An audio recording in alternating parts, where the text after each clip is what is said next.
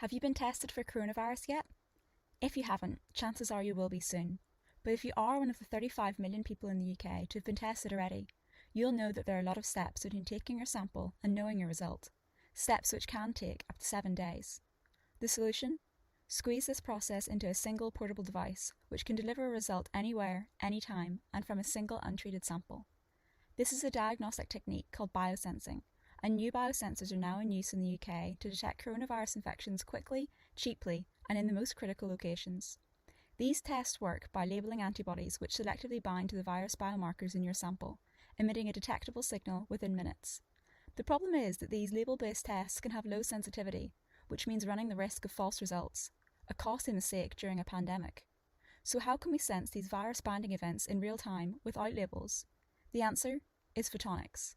Integrated photonics-based sensors make use of chemically functionalized metal nanoparticles and a phenomenon called localized surface plasmon resonance.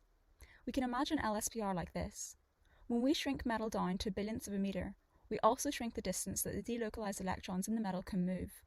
When this oscillation matches the frequency of light from a laser, the electron and photon couple to make a surface plasmon.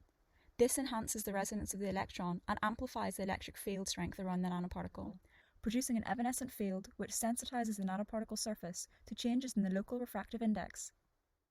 This means that when a virus particle in our sample binds to the immobilized receptor, we detect an immediate change in the colour of the reflected light, giving a highly accurate result even for the lowest viral loads.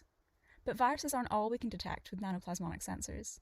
So in terms of sensitivity, LSPR is exquisitely sensitive. I mean, really, we're interested in the most useful things possible. We're using little LSPR sensors as artificial tongues, trying to make cross-reactive sensors that can tell you if a whiskey has been made fraudulently, or tell you if the water quality in a particular river is up to scratch, or the sample that you place upon the sensor has a marker for disease.